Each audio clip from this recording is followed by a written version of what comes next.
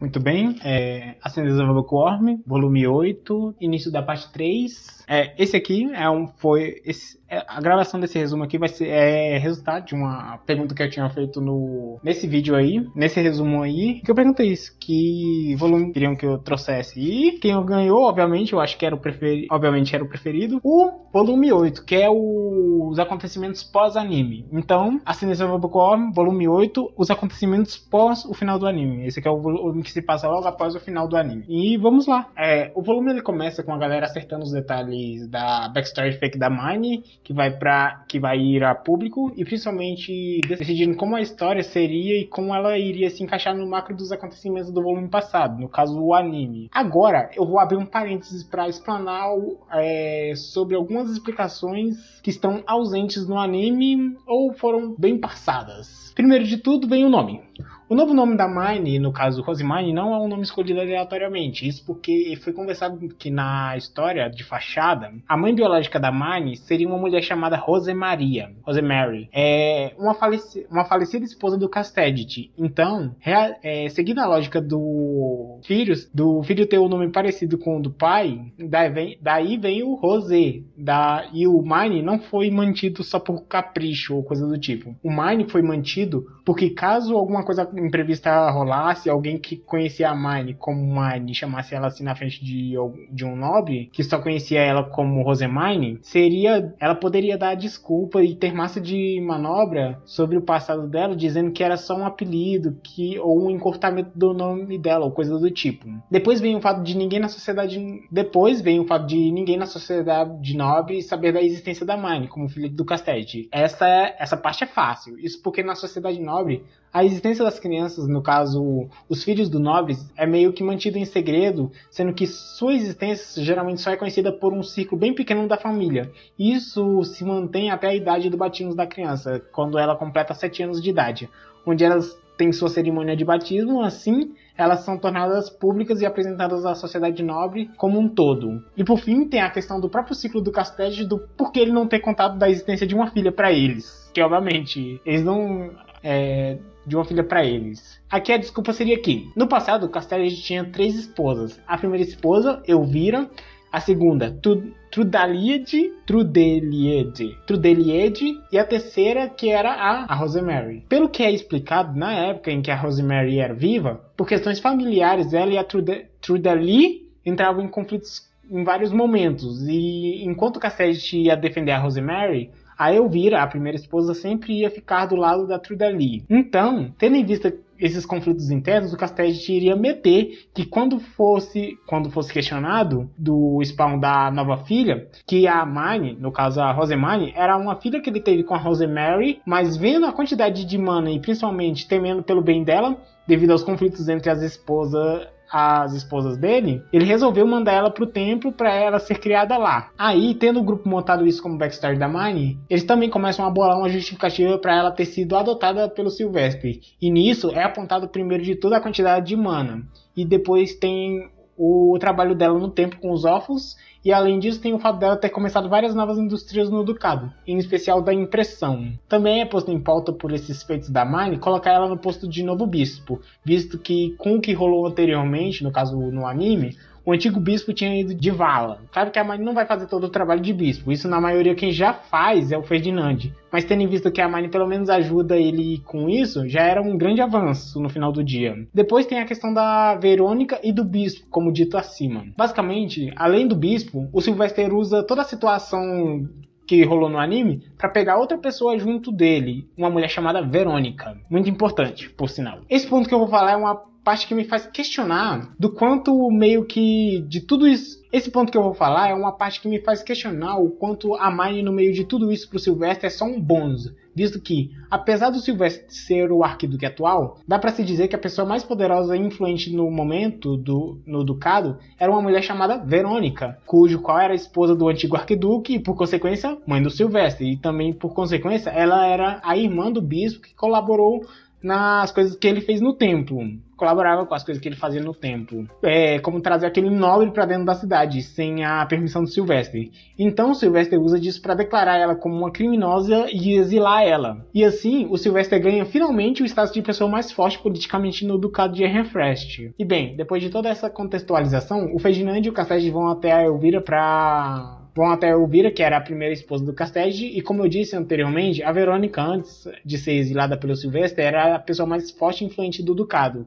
E com isso, meio que ela administrava, influenciava e dizia como seria o relacionamento de boa parte das mulheres de Ehrenfest, principalmente as da alta nobreza. E agora que ela foi pro saco, duas pessoas agora meio que tomavam esse lugar duas pessoas que agora meio que tomavam esse lugar, que eram a esposa do Sylvester, a Florência, e a primeira esposa do Castede, a Elvira. Assim, o Castede foi com o Ferdinand para falar com a Elvira, isso porque eles entenderam que para a Rosemary fosse incorporada devidamente aos círculos das mulheres nobres, ela iria precisar de suporte e que eles queriam que a Elvira fizesse isso.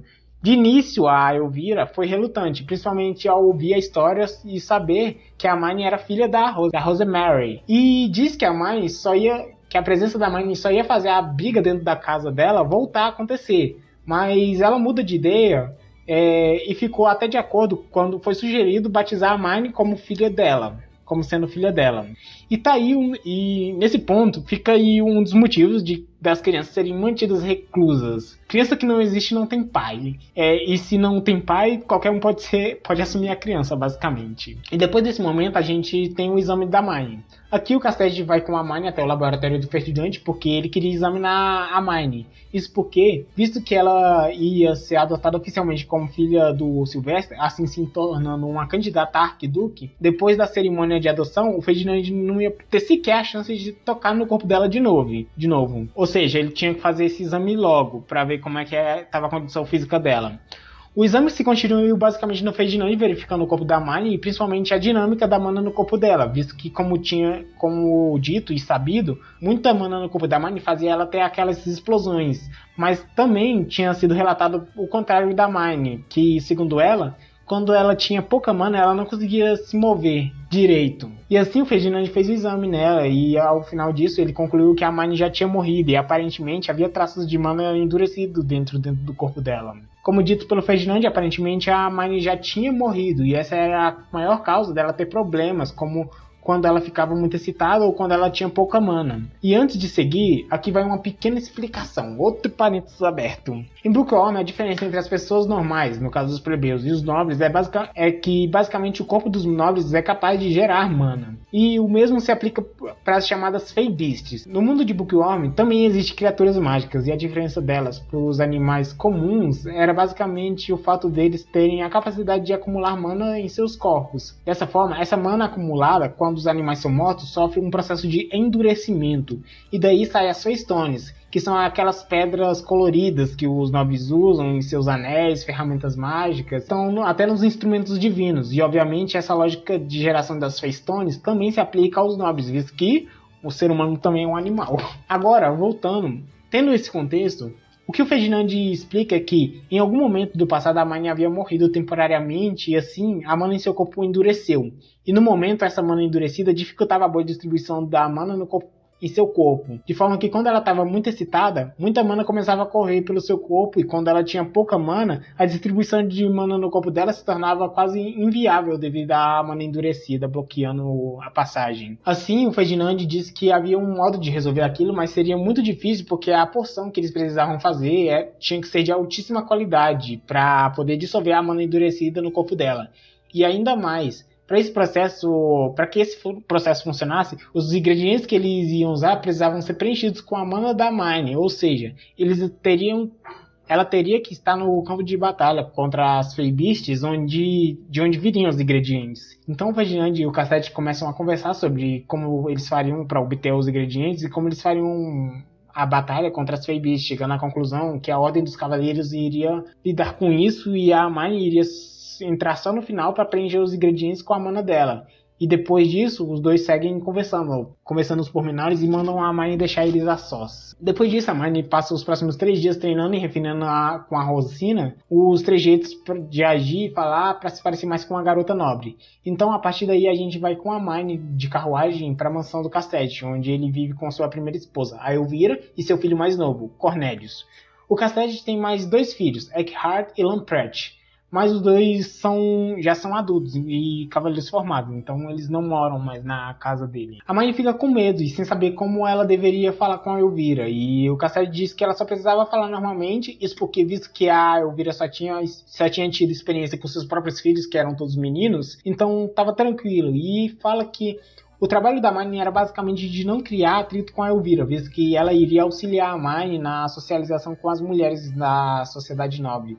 E ele aponta que a Hermione não precisava ficar preocupada, visto que a Elvira já sabia que a Hermione iria ser adotada pelo Sylvester, de forma que a Elvira não iria tratar mal uma menina que iria no futuro se tornar a filha do Arquiduque. Então a gente segue o convívio da Hermione com a Elvira, as duas interagindo e em dado momento a Hermione, devido ao fim do shampoo, pede que a Elvira chamasse a companhia de Gilberta, e quando a Elvira vê os produtos novos que o Beno tinha feito com a ajuda da Hermione, e sabendo que nenhum outro Arquinobre sabia disso, ela se interessa e compra, pretendendo começar uma nova moda em Ehrenfest. Nesse ponto rola uma conversa interessante, que é o fato da Elvira pontuar que, sendo uma das Arquinobres mais importantes do Ducado, ela tinha que se assegurar de que ela não fizesse coisas como seguir o que as outras pessoas estão fazendo, e sim, ela ditar o que os outros tinham que fazer. E ela passa para a Hermione isso, falando de como uma mulher nobre de alto status não segue moda, ela cria moda. E depois desse momento, a gente continua seguindo o convívio da Hermione com a Elvira, com o Ferdinand visitando a Hermione a cada 2 dias para checar como ela estava indo de saúde e tal.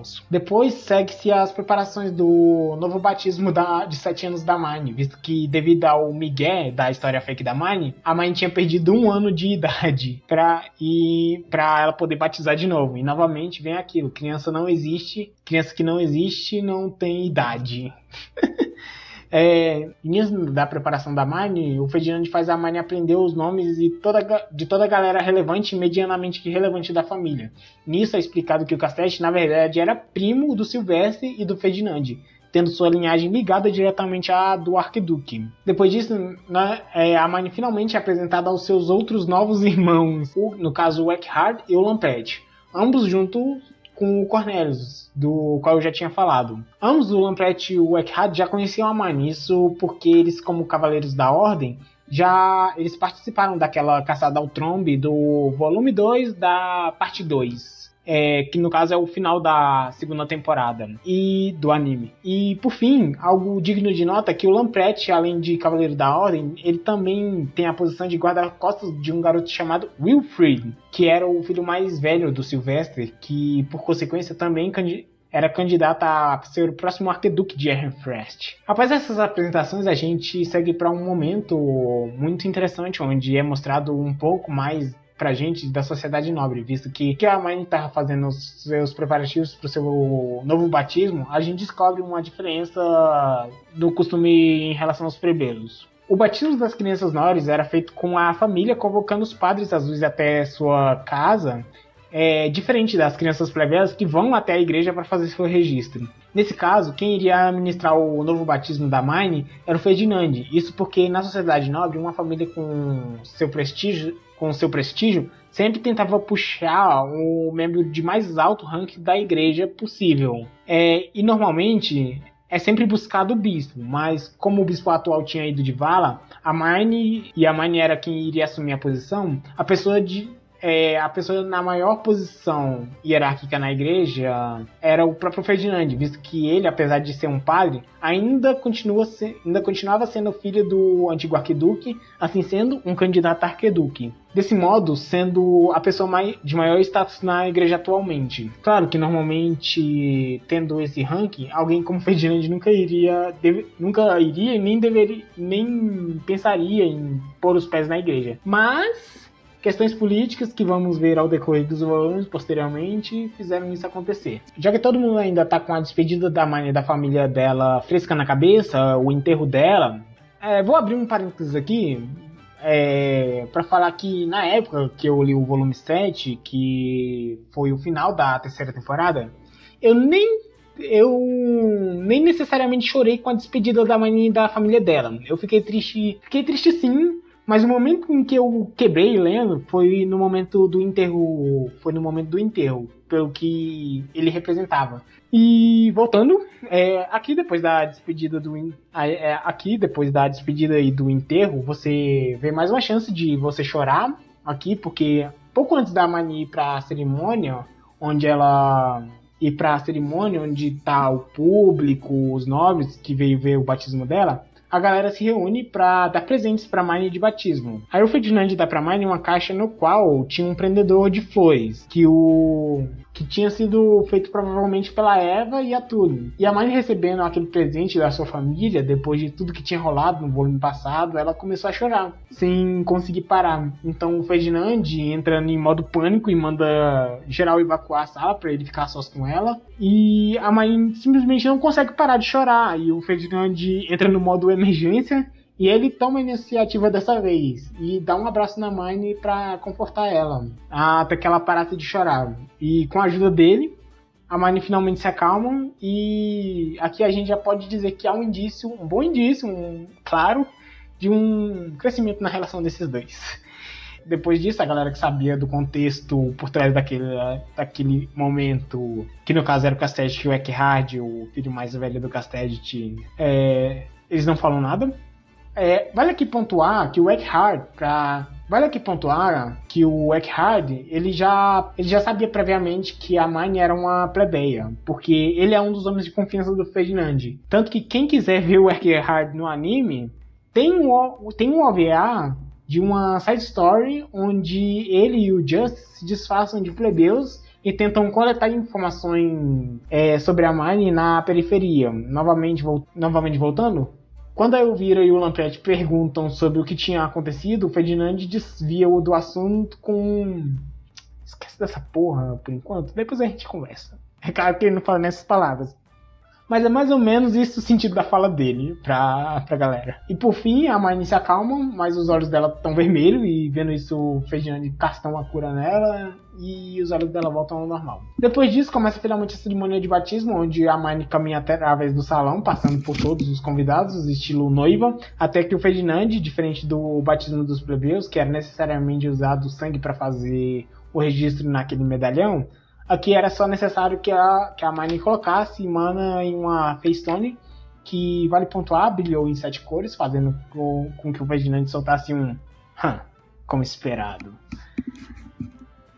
E por fim, a Mine recebeu um anel do Casterdet, fazendo com que ela oficialmente fosse reconhecida como sua filha agora. Então o Ferdinand deu uma bênção para Mine para fechar a cerimônia, mas a Mine, como ela sabia, o curso sempre era: você dá uma bênção, então quem recebeu a bênção devolve uma bênção. Então a Mine fez a oração e, como host do evento, ela direcionou a bênção para todos os convidados. Mas diferente do esperado, rolou uma grande confusão no Salão dos Nobres, que estavam se perguntando o que tinha rolado. E como uma criança podia ter dado uma bênção que literalmente pegou todo o salão cheio de nobres. Isso, claro, estava nos planos do Ferdinand e do Casterdet. E por fim veio a última peça, que era o Silvestre, o arquiduque e a maior autoridade dentro do ducado, que, após uma grande bênção, anunciou para todo mundo ali que iria adotar a Mine como sua filha, causando outra comoção da galera. O Silvestre toma a frente dizendo que vai adotar a Mine, fala da grande quantidade de mana que ela tinha demonstrado ter, sem contar os feitos no templo, ajudando as crianças do orfanato, dando a elas trabalho e comida. Fala de como as invenções da Mine tinham um potencial de se tornar grandes indústrias em Everfrost, e diz que, apesar disso tudo, ela estava vivendo no tempo sem saber suas origens nobres. Eles vão meter essa. Isso porque o Casterdet, seu pai... Peraí, eu tenho que falar isso de um modo emocionante. O Silvestre toma a frente dizendo que vai adotar a Mine, fala da grande quantidade de mana que ela tinha demonstrado ter, sem contar os feitos dela no templo, ajudando as crianças, dando a elas comidas e trabalho. Ele fala como as invenções da Mine tinham o potencial de se tornar grandes indústrias em Everfrost, e diz que, apesar de tudo isso, ela estava no templo, vivendo sem saber suas origens nobres. Isso porque o Castelli, seu pai, tinha mandado ela pra lá como forma de protegê-la. E tudo iria ocorrer bem se não fosse o bispo, o malvado, o qual, não sabendo da situação da Hermione, no caso Rosemary, ele pensou que ela não passava de uma plebeia usurpando a posição de um nobre como Padre Azul. Vale pontuar aqui que, como vocês estão vendo, sim, eles vão jogar tudo...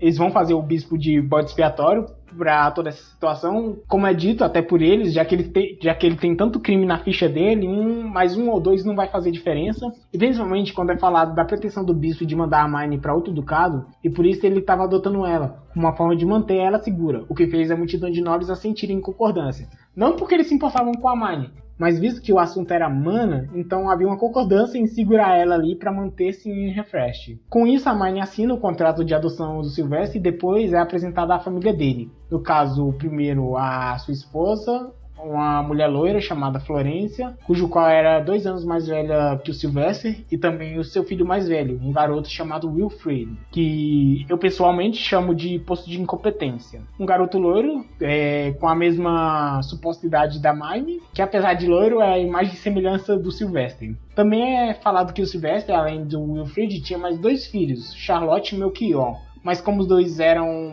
são mais novos no momento, e estão abaixo da idade e tal do batismo, eles ainda não podem sair do castelo. E após isso é apresentado por fim os nobres que vão servir de guarda para Hermione, os quais foram escolhidos com o requisito de acompanhassem a Hermione tanto no quarteirão nobre quanto no templo e dependendo até na periferia. Então, um deles foi o Damuel. Isso porque, apesar de ser algo impensável em situações normais, visto que era um nobre baixo indo proteger uma candidata a arquiduque, mas como não estamos em condições normais. E por fim temos a Brigette, uma nobre intermediária de cabelos vermelhos e calma, que é a resposta sobre a situação dela virá no futuro, porque, né, a relação candidato-vaga não é das melhores, e como é deixado claro, já que o Damuel foi mantido no posto. Depois disso, a Hermione começa as apresentações e cumprimentos aos nobres, que o Ferdinand tinha feito ela decorar os nomes, mas o Wilfred, o filho mais velho do Sylvester, vai até ela. Como ele é o filho do arquiduque, todo mundo abre caminho para ele. Então, ele simplesmente pega a mão da Hermione e arrasta ela para fora dali, para que eles pudessem brincar. A Hermione tenta pedir socorro, mas quando ela olha para trás, tá o Ferdinand dando um tchau para ela, mal dizendo, vai com Deus. Então o Wilfred, como um bom protótipo de Sylvester, vai andando rápido sem ouvir os pedidos da Hermione para tomar ar, até que ela, devido à caminhada / corrida dele, cai desmaiada. Logo após isso, a Hermione acorda no quarto dela com o Ferdinand e o Castelli. O Ferdinand fala sobre o que tinha acontecido após o desmaio da Hermione, descreve a cena horrível que aquilo tinha virado, com direito a um questionamento se o Wilfred tinha ou não ficado traumatizado com aquilo. Mas depois de uma conversa, apesar de tudo, o Ferdinand disse que aquela era a melhor solução possível que ele pôde pensar. Ele propositalmente quis que aquilo rolasse, visto que o Wilfred se assemelhava muito com o Sylvester no seu comportamento, e principalmente devido ao seu status. O Ferdinand previu que em alguma hora, devido à ignorância dele sobre a saúde da Hermione, ele iria fazer ela cair morta no chão, como morta no chão.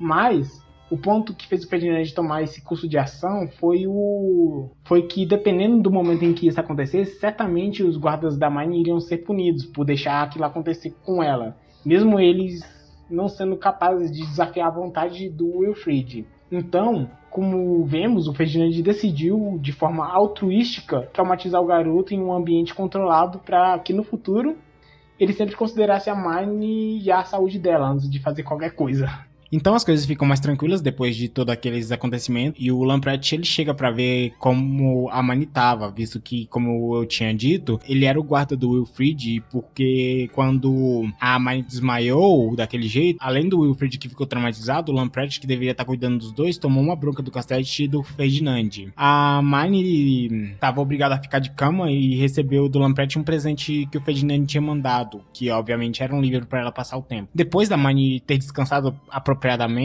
ela chama o Damuel e a Brigette para que eles fossem pro templo. A Hermione chegando lá, ela vai pros seus novos aposentos, que agora era a sala do antigo bispo, toda remobiliada, porque como ela agora era uma garota nobre, ela não podia usar mobília usada. basicamente, que já tinha sido usada por outra pessoa. Porque, né, coisa de nobre. Além disso, nesse meio tempo, a Marnie conversa com o geral sobre o pedido do Sylvester para que ela começasse a expandir a indústria da impressão com maior celeridade quanto possível, o que, por um lado, agrada a Marnie, já que essa era a pretensão inicial, dela, mas, por outro lado, ela fica receosa, já que, no final, quem iria lidar com a maior parte do trabalho era o Ben, o que fez a Marnie ficar um pouco preocupada, já que, diferente de quando era só ela, com o Sylvester era mais difícil dela mandar não dá, calma aí, não tá dando no momento, tamo pilhado. Depois rola a cerimônia onde a Marnie é apresentada oficialmente para todos os padres azuis como sendo a nova bispo, o que causa uma estranheza de alguns padres azuis, em especial daqueles que conheciam a Marnie pelas passagens do corredor como sendo uma plebeia. Aí, obviamente, um deles questiona, dizendo que isso era uma bobagem, que tinha alguma coisa errada ali. E o Ferdinand, em resposta a isso, dá uma de louco e diz que não sabia de nada do que ele tava falando. Quanto a Marnie, ela vira pro cara e diz calmamente que caso ele ou mais alguém quisesse questionar aquela situação, eles deveriam ir ao Sylvester ou ao Castelli e perguntar pra eles. E no meio disso tudo, a Marnie reconhece a cara de um dos padres azuis, visto que ele foi o que tinha feito aquela bagunça na biblioteca durante a segunda temporada.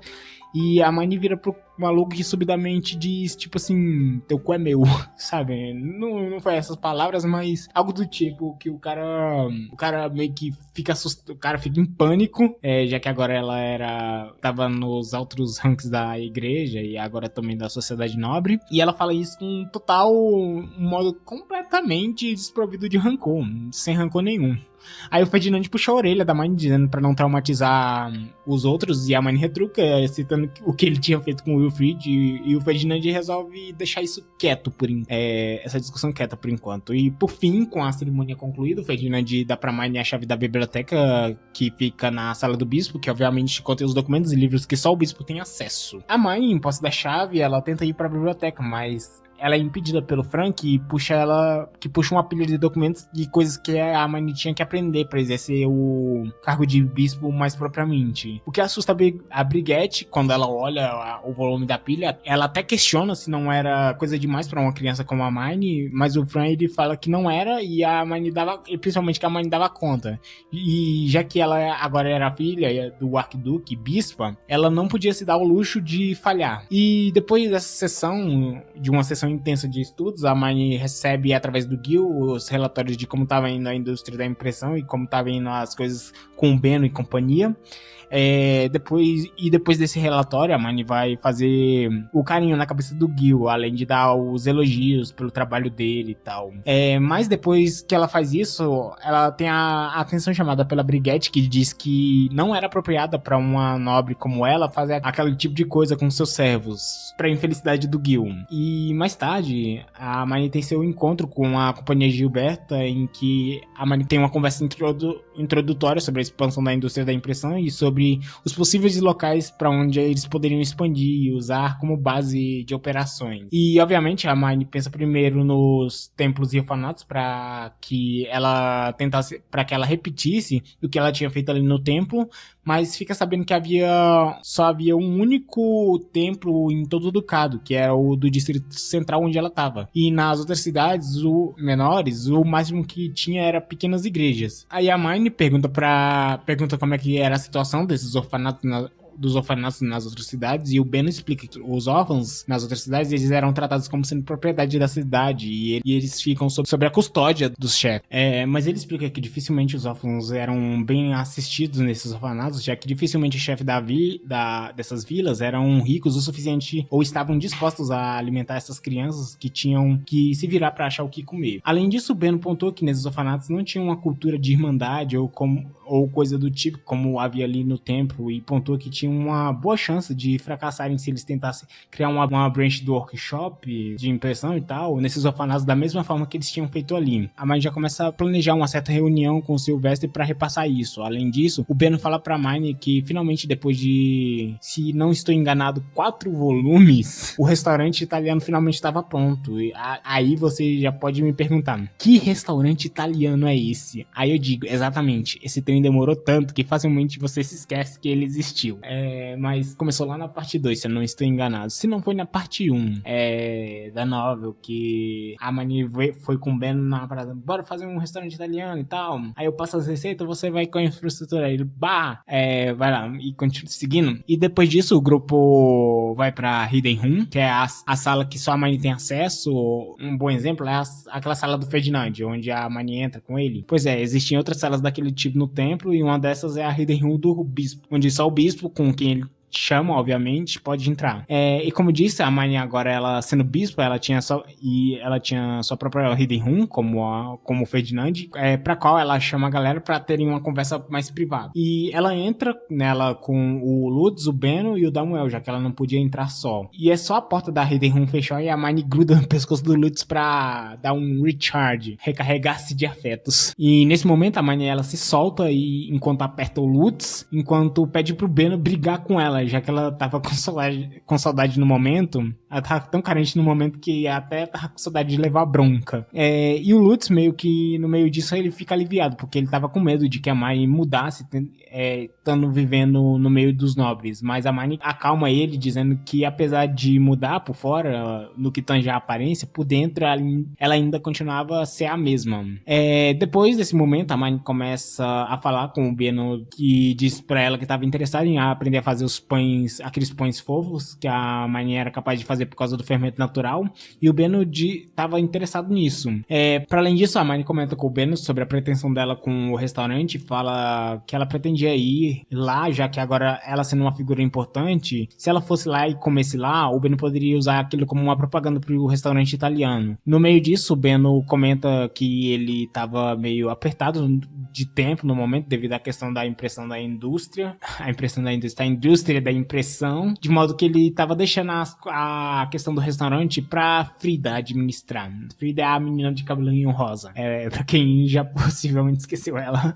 E nisso a Mani reposta novamente com o Beno o plano do Sylvester de fazer a impressão uma das indústrias fortes dentro do ducado. E como eu tinha dito, o Beno junto com o Lutz e o Gil viaja pela primeira vez para fora da cidade, no caso para verificar os possíveis pontos que poderiam estabelecer as branches da indústria da impressão. A Mani toma um tempo inicial para perguntar ao Lutz como tinha sido a primeira viagem para fora da cidade dele, e depois de receber um feedback, eles vão falar do que eles tinham constatado, como o fato da cidade em questão ser pequena, a situação do orfanato, como dito anteriormente. Aí a Mani, sem a Brigitte presente, faz seus elogios ao Gil pelo trabalho que ele tinha feito. Então, eles aproveitam para pontuar que pelo fato da mão de obra lá ser menor que no Distrito Central, era melhor, ao invés de fazer toda a produção lá, como pensado inicialmente, ter lá como um ponto somente de produção de papel, já que seria mais difícil o uso da prensa lá. Já que, diferente do templo, o orfanato não contava com pessoas de maior idade e, por consequência, uma menor força física. E nisso, eles já começam a pensar estratégias de produção em que eles criam locais especializados em um único tipo de produção. Basicamente, está sugerindo o toyotismo. A Mai pontua que antes de qualquer coisa, ela queria terminar os esquemas do mimeógrafo com o qual ela estava tendo dificuldades, mas assim que ela o fizesse, até as crianças pequenas iriam conseguir fazer impressão. E depois disso, o Beno começa a conversar com a Mine sobre como se daria a negociação com os chefes dessas cidades. A propósito, o nome dessa cidade é Hasse, para comentários posteriores. E como eu estava dizendo, o Beno começa a falar com a Mine sobre como poderia se dar as negociações com os chefes dessas cidades. Que, como eu disse, o plano era espalhar a indústria por todo o ducado, mas a Mine fala que ela pretendia pular toda essa fase de negociações com os prefeitos e só usar a autoridade que o Sylvester tinha dado para ela para meter, mesmo a contragostos, os workshops nas cidades. E talvez você já tenha visto, mas eu fiz um videozinho, esse videozinho aí, porque quando eu tava lendo essa parte, eu vi essa conversa da Mine com o Ben, aí me bateu a ideia de fazer esse videozinho aí. Então, vou repetir aqui as falas que eu anotei que eu achei bem interessante. Como eu tava dizendo, o Ben ele pergunta se a Mine ela vai ter tempo para administrar os processos que tá citando, as negociações necessárias. Aí a Mine responde. Aí a Mine fala, tenho? no caso do tempo. Tenho? Nem tanto. Esse é o porque eu penso que iria ser mais rápido e fácil pular as apresentações e negociações com as autoridades das cidades para encontrar um consenso. Em vez disso, eu só uso minha autoridade para estabelecer os novos orfanatos com workshops, quer eles gostem ou não. Aí o Ben, uou, você já foi a loucura com poder? Não era você que sempre falava que não gostava de confrontos ou coisa do tipo? Aí a Hermione, mas eu não gosto de confrontos, até porque isso não é um. Considerando meu status, eles literalmente não têm nenhuma escolha a não ser fazer exatamente o que eu digo. Eu tenho meios pra eliminar qualquer um que entre no meu caminho da minha produção de livros. Aí o Ben, quem deu tanto poder pra essa garota? Aí a Hermione, meu pai é adotivo, o Arquiduque. Aí a Hermione continua. Você disse que eu tô indo à loucura com poder, mas sob circunstâncias normais, uma garotinha como eu, que acabou de ser batizada, nunca iria ter tanto autocontrole. Isso só é possível porque o Silvestre é mais impaciente do que eu. Aí... essa basicamente foi a conversa. Aí quem viu o videozinho lá, viu as aumentadas que eu dei. Aí voltando, a Hermione pontua que ela já tinha no momento muita coisa pra lidar, tendo em vista que essa era uma das poucas situações em que ela poderia resolver só dando uma canetada, ela não via motivos pra não fazer isso, já que pouparia muito tempo dela. E por isso, e por fim, a Hermione pergunta como é que estavam as coisas na periferia. E o Ben conta... que a história na periferia que estava sendo contada para justificar a morte da Hermione era que um nobre tinha matado a Hermione e levado o corpo dela e ele tinha pago uma indenização como desculpas para a família dela, mas a família dela tinha recusado o dinheiro e por fim o Lutz ele entrega uma carta para Hermione que tinha sido feita pela família dela. Que a família dela tinha mandado pra ela. E nela ela falava como o Gunther, a Eva e a Tully e o Camille estavam. E depois disso, o momento é finalizado e o grupo sai da sala. Depois disso, a Hermione vai comer e ela aproveita a situação pra perguntar pra Brigitte o que ela achava da comida, já que a Hermione já começa a pegar pra ver o que os nobres curtiam de comida. E após isso, a Hermione ela vai pra sala dela, que era a sala do bispo, e começa a estudar lá o conteúdo que ela precisava saber para exercer o papel de bispo. E obviamente, como bispo, ela iria executar a cerimônia de ligação estelar. E a Hermione pretendia usar aquele momento para ver a família dela durante aquele evento, em que a família dela iria poder ir até a porta do templo. Em seguida, ela tem uma conversa com o Ferdinand sobre as questões financeiras do templo, que novamente mostra o peso da hierarquia na sociedade nobre, que no caso, o templo ele recebe doações dos nobres. E o Ferdinand conversa que essas doações eram distribuídas entre os membros do templo, e é pontuado que de toda a soma das doações que o templo recebia, a Hermione sozinha iria levar 1/4 desse valor total, já que ela era a bispa, enquanto 1/2 iria ser distribuído entre todos os padres azuis. E a Hermione questiona se essa repartição não era meio desproporcional, e o Ferdinand disse que as coisas eram feitas daquele jeito ali, e porque ela tinha um status mais alto ali, era normal que ela recebesse uma soma maior, e que ela não deveria ficar questionando esse tipo de coisa. Depois disso, a Hermione ela dá uma passada no orfanato pra ver como é que tá vendo as coisas lá, e nisso ela encontra a Delia. E a Delia tá indo bem, ela tá conseguindo manter sua mente ocupada com o Dirk, e após isso a gente segue pra cerimônia da ligação estelar. Os casais, eles vêm para receber os recém-casados, eles vão pro templo para receber uma bênção do bispo e tal, pelo casamento e parada. E, obviamente, a Hermione sendo a bispa, ela vai ministrar a cerimônia. Aí, quando ela entra no hall, os casais, eles ficam meio que tipo assim, que é isso? Que é essa criança? Mas segue a vida. O Ferdinand, ele, obviamente, como é cerimonial, ele vai lá na frente, pega a Bíblia, lê o conto dos deuses se casando e tal. Aí, por fim, a Hermione, ela vai lá, sobe no altar também pra dar a bênção aos casais, e ela descobre que as bênçãos que ela tinha tido mau trabalho pra aprender, elas já estavam escritas na Bíblia pelo que o antigo bispo tinha escrito, ou seja, o cara era bem astuto. A Hermione, por fim, ela dá uma bênção para os casais, o que novamente causa uma comoção, já que eles nunca tinham recebido uma bênção antes. O geral fica animado e por fim eles saem do hall. E depois que todo mundo saiu, a Hermione ela olha pra porta do templo e consegue ver a família dela lá, no caso o Gunther, a Eva e o Camille, com o Camille nos braços. Aí eles ficam lá trocando sorrisos por um tempo, enquanto o Ferdinand finge demência. Aí eles ficam lá por um tempo até que o Ferdinand puxa assim, ó, já deu a hora, temos que ir. E após isso, a Marnie, obviamente depois da cerimônia da ligação estelar, na periferia, vai ter a cerimônia no bairro Nobre. Então a Marnie já começa a se preparar, e no que ela está se preparando, ela perguntou pro Fran como era a cerimônia lá, e o Fran diz que, tipo, ele não sabia exatamente descrever pra Marnie, já que ele não participava, mas ele disse que não gostava da situação, dessa cerimônia no bairro Nobre, porque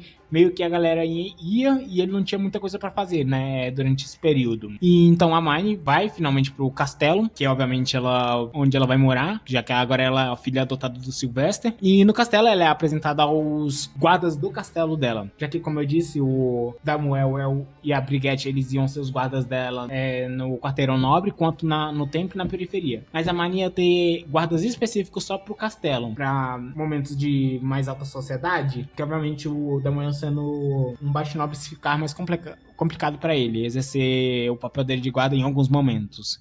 E os guardas dela na sociedade nobre, do quarteirão nobre, seriam 2 jovens. Um é o Cornelius, que, como eu tinha dito anteriormente, é o irmão da Marnie, o filho mais novo do Casterdet, e a melhor personagem de Bookworm disparada. Aqui estamos conhecendo a grande, a poderosa, a mais honesta personagem, a Angélica. E depois dessa apresentação dos guardas, a Marnie é apresentada também a sua nova atendente-chefe. Assim como o Fran é o atendente-chefe da Marnie no templo, a Marnie também ia ter uma atendente-chefe no castelo, um atendente que gerencia os outros atendentes dela. É uma senhora chamada Riarda. A Riarda, ela é uma atendente que ela não ia servir a Marnie propriamente, ela é uma servente do Arquiduque. Só que aí o Arquiduque é o Sylvester, e o Sylvester mandou a Riarda cuidar da Marnie. E como ela serve ao Arquiduque, sendo uma servente do Arquiduque, ela não só serviu o Sylvester, ela também serviu aos Arquiduques anteriores. Tanto que quando o Sylvester, o Ferdinand e o próprio Casterdet, quando eram mais jovens, eles foram cuidados pela Riarda. Aí nisso a gente aprende que, tipo, em sua maioria, como eu disse, a Marnie é uma candidata a Arquiduque, o Wilfrid é uma candidata a Arquiduque. E, no geral, os homens que são criados nos ducados para serem os filhos homens que são criados para serem os próximos arquiduques. E os que não vão ser criados para exercerem postos de candidato a arquiduque ou serem auxiliares dos arquiduques, eles são geralmente rebaixados de status para arquinobres e deixam castelos. E geralmente o que acontece com as filhas mulheres, se os homens são criados para serem os arquiduques no caso deles, as mulheres geralmente elas são casadas em outros ducados em casamentos políticos. Aí depois depois desse aprendizado, a gente segue para um jantar onde tá a Florência, o Wilfrid, o Sylvester e a Marnie. E a Marnie estranha, que, tipo assim, como eu tinha dito anteriormente, o Sylvester, ele tinha mais 2 filhos, que eram, além do Wilfrid, o Melchior e a Charlotte. Só que a Marnie estranha, que não tá vendo nenhum dos 2 na mesa. E ela pergunta onde é que eles estão. Aí é explicado, como eu disse, crianças, elas são mantidas escondidas até que cheguem à idade devida. E os 2, não sendo batizados, eles não tinham ainda nem o direito a comerem com a família deles. Ou seja, o Melchior e a Charlotte, que são os filhos do Sylvester, só iam comer depois que os 4 ali terminassem de comer e saíssem do salão. Aí a Marnie fica meio ressentida com isso, mas não há o que fazer.